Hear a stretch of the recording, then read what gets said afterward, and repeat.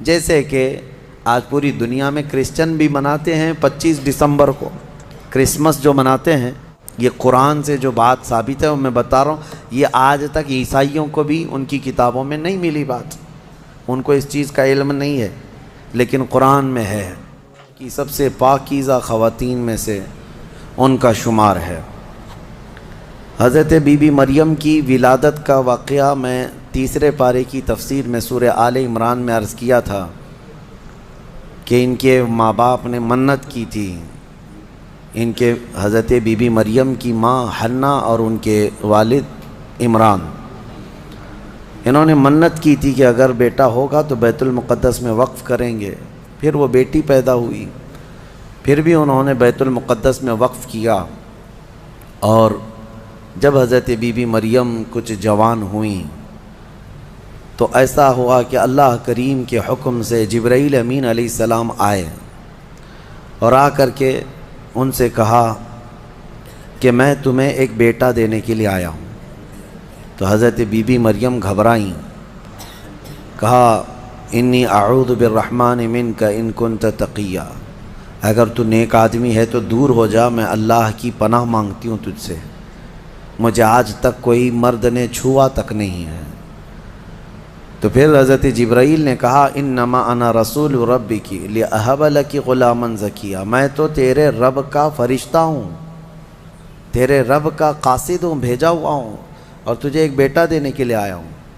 Be be مریم نے پوچھا، قالت انا یکون لی غلام ولم یمسسنی بشر ولم اک بغیا، مجھے بیٹا کیسے ہو سکتا ہے، مجھے آج تک کسی مرد نے چھوا نہیں اور نہ ہی میں بدکار عورت ہوں، مجھے کیسے بیٹا ہوگا؟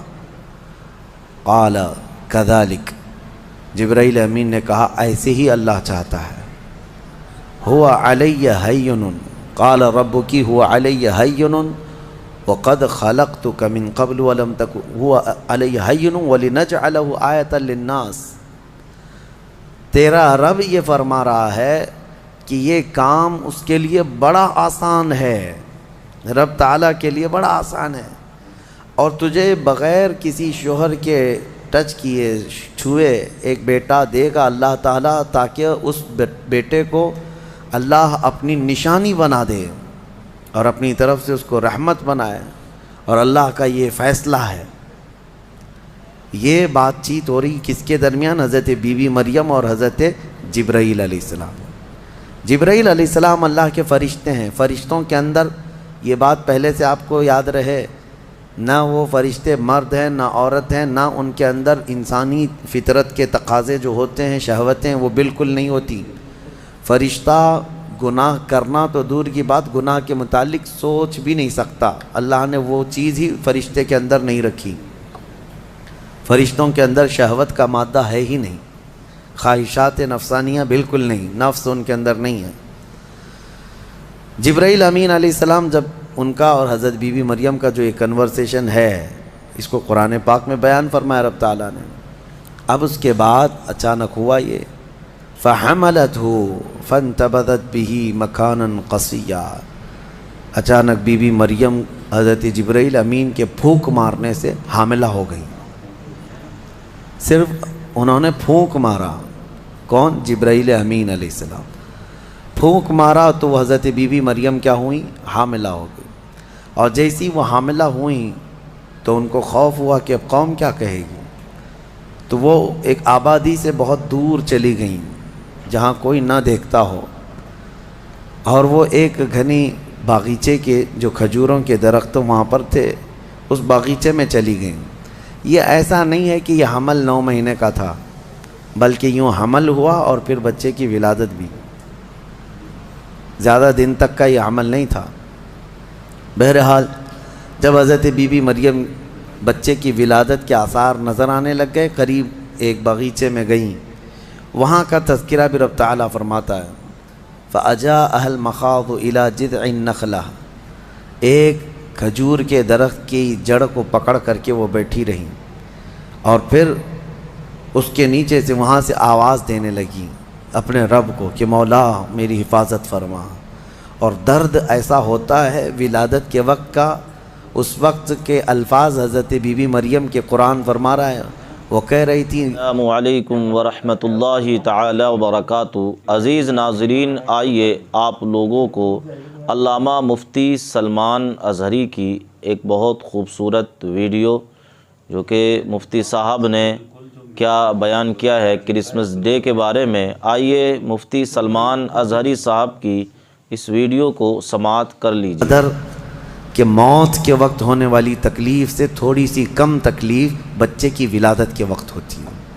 ایک عورت کو یہ آسان چیز نہیں ہے، اس کی تقریباً 40 کے قریب ہڈیوں سے تو روح نکل چکی ہوتی ہے عورت کے جسم سے جب بچے کی ولادت کا وقت قریب آتا ہے، اور وہ موت کے منہ میں جا کر کے واپس آنا یہ معمولی بات نہیں۔ اسی لیے اللہ تعالیٰ نے قرآن میں اس کا ذکر فرمایا، وحمل یعنی عورت جو ہے حملہ وفصالہ 30 شہر، یہ آیت ہے، اس میں اللہ تعالیٰ فرماتا ہے ووضعتہ کرہا، جب وہ بچے کو جنم دیتی ہے تو بڑی تکلیف کے ساتھ دیتی ہے۔ حضرت بی بی مریم کا بھی جب وہ وقت آیا تو وہ درخت کی جڑ کو پکڑ کر کے آواز دینے لگیں، کاش میں اس درد سے پہلے ختم ہو چکی ہوتی، بھلا دی گئی ہوتی۔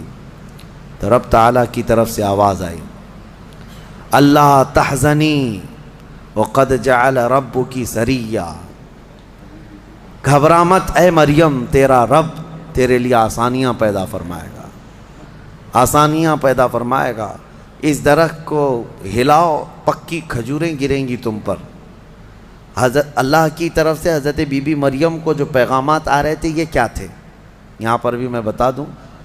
اللہ تعالیٰ اپنے بندوں کو جو پیغامات دیتا ہے اس کے 3 طریقے، ایک وحی ہے جو نبیوں کو دی جاتی ہے، یعنی وہ وحی ہے، اس کو وحی کہتے ہیں، جو اللہ تعالیٰ کا پیغام نبی کو آئے۔ وحی کے بھی کئی طریقے ہیں، ڈائریکٹ اللہ تعالیٰ سے وہ کلام کر لیں یا کسی فرشتے کے ذریعے سے کر لیں، جیسے جبرائیل امین علیہ السلام جو لے کر کے آتے تھے اور نبیوں کو پہنچاتے تھے، یہ بھی کیا ہے، اس کو کیا کہتے ہیں، وحی، وحی ہے۔ اور اللہ کے ولیوں کو جو پیغامات اللہ کی طرف سے ملتے ہیں، اس میں فرشتہ تو نہیں آتا، لیکن اللہ تعالیٰ ان کو کچھ باتوں کی ہدایت دل میں ڈالتا ہے یا ان کے ذہن میں، دماغ میں وہ چیزیں اچانک اترتی ہیں، اس کو کہتے ہیں الہام۔ یہ وحی نہیں ہے، یہ کیا ہے، الہام۔ اور عام مومنین کے دلوں میں بھی اللہ ہدایت ڈالتا ہے، آپ کو خود بھی کچھ چیزیں سمجھ میں آ جاتی ہیں، یہ صحیح ہے یہ غلط ہے، یہ اللہ کی طرف سے دی ہوئی ہدایت، اس کو القاء کہتے ہیں۔ ہے اللہ کی دی ہوئی ہدایت، لیکن اگر وہ نبی کو ہو تو وحی ہے، ولی کو ہو تو الہام ہے، عام مومنین کو ہو تو القاء ہے۔ اور کچھ کافروں کو بھی ہوتی ہے، کافروں کو جو چیزیں معلوم ہوتی ہیں اس کو استدراج کہتے ہیں، یعنی وہ بھی کچھ چیزیں معلوم کر لیتا ہے۔ بہرحال یہ ایک الگ بحث ہے۔ حضرت بی بی مریم کو یہ الہام اللہ کی طرف سے تھا، اللہ تبارک و تعالیٰ نے ان کو فرمایا کہ درخت کی یہ جڑ کو ہلاؤ، پکی کھجوریں گریں گی۔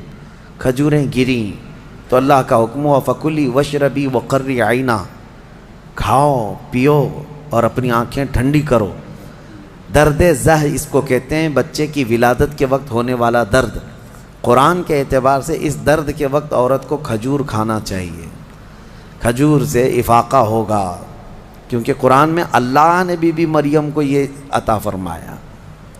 وہ کھجوریں کھائیں اور اس کے بعد اب جو حکم تھا اللہ کا وہ کیا تھا، فَإِمَّا تَرَيِنَّ مِنَ الْبَشَرِ أَحَدًا فَقُولِي إِنِّي نَذَرْتُ لِلرَّحْمَنِ صَوْمًا، اگر کوئی آدمی تجھے نظر آ گیا بچہ ہونے کے بعد، بچے کو دیکھ کر کے کوئی بھی اگر تم کو نظر آیا تو بات مت کرنا کسی سے۔ اس وقت چپ کا روزہ ہوتا تھا، یعنی خاموشی کا روزہ، ہماری شریعت میں نہیں ہے لیکن پہلے کی شریعت میں چپ رہنے کا روزہ بھی ہوتا تھا، یعنی وہ جو ٹائم ہے اتنے ٹائم تک کسی سے بات نہیں کریں، یہ ہونا چاہیے، لیکن ہماری شریعت میں نہیں ہے۔ کاش یہ روزہ عورتوں پر ہو جاتا، بہت سارے لوگ محفوظ ہو جاتے ہیں۔ خیر، حضرت بی بی مریم کو کہا گیا کہ چپ کا روزہ رکھنا، اور کوئی بھی اگر بات کرے تو اشارہ کرنا اپنے بیٹے کی طرف کہ اس سے بات کرو، میں آج چپ کا روزہ ہوں، یعنی وہ اشارہ لوگ سمجھ جاتے تھے کہ روزہ ہے۔ تو حضرت بی بی مریم وہاں جب پہنچی تو درد ذہ کے بعد حضرت عیسیٰ علیہ السلام پیدا ہو گئے۔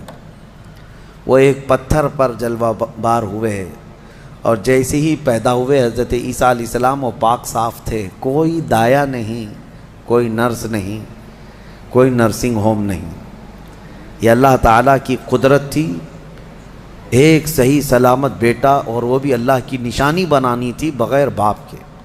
حضرت عیسیٰ علیہ السلام پیدا ہوئے اور حضرت بی بی مریم اپنے بیٹے کو اٹھائیں اور لے کر کے چل پڑیں ایک ہی دن میں، جس کو کہتے ہیں زچہ عورت، یعنی جس کا بچہ ہوا ہوتا ہے وہ عورت کمزور ہو جاتی ہے، لیکن حضرت بی بی مریم اپنے بیٹے کو اٹھائیں اور چل پڑیں۔ جیسے ہی وہ بستی کی طرف آنے لگی، ان کی گود میں بچہ تھا، لوگوں کی نظر پڑ گئی، کوئی ادھر ادھر چیمی گوئیاں شروع ہو گئیں، باتیں کانا پوسی، لوگ جمع ہوئے اور پوچھنے لگے یا اخت ہارون ما کان ابوک امرأ سوء وما کانت امک بغیہ، اے مریم تو تو بڑی پاک خاتون ہے، اخت ہارون کہا جاتا تھا پاک عورت کو، تو بالکل ہارون کی بہن کی طرح ہے، تو نے یہ کیسے کر لیا؟ نہ تیرا باپ بدماش تھا، نہ تیری ماں بری تھی، یہ کہاں سے آ گیا تیرے اندر بچہ؟ فاشارت الیہ، بی بی مریم نے اپنے بیٹے کی طرف اشارہ کیا، اس سے بات کرو، میں آج چپ کا روزہ ہوں۔ لوگوں نے کہا قالوا کیف نکلم من کان فی المہد صبیا، ہم اس سے کیسے بات کریں جو گود میں بیٹھا ہوا ہے؟ گود کے بچے سے بات کریں گے؟ تو اشارہ اس طرف کر رہی ہے۔ تو لوگ ابھی یہ بات چیت کر ہی رہے تھے، گود میں سے ہی حضرت عیسیٰ علیہ السلام بول پڑے، قال انی عبد اللہ آتانی الکتاب وجعلنی نبیا وجعلنی مبارکا اینما کنت واوصانی بالصلاة والزکاة ما دمت حیا وبرا بوالدتی ولم یجعلنی جبارا شقیا والسلام علی یوم ولدت ویوم اموت ویوم ابعث حیا۔ یہاں تک کا کلمہ عیسیٰ علیہ السلام نے گود میں ہی کیا۔ کیا کہتے ہیں؟ اے لوگوں، میں اللہ کا بندہ ہوں، انی عبداللہ، میں اللہ کا بندہ ہوں، اور اس نے مجھے نبی بنا کر بھیجا ہے۔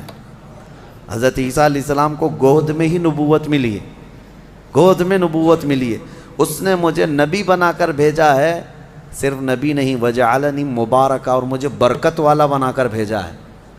اور پھر مجھے اللہ نے یہ حکم دیا ہے میں جہاں کہیں پر بھی رہوں نماز قائم کروں، زکوٰۃ دیتا رہوں، جب تک میں زندہ رہوں نماز قائم کرتا رہوں اور زکوٰۃ دیتا رہوں، ان کی امت کی اور ان کی شریعت کی جو نماز رہی۔ اور پھر اللہ نے مجھے حکم دیا ہے کہ میں میری ماں کا فرما بردار رہوں اور اس کا نافرمان نہ رہوں۔ اور پھر آخری والا جملہ تو بہت امپورٹنٹ ہے ہم سنیوں کے لیے، جو عیسیٰ علیہ السلام نے کیا۔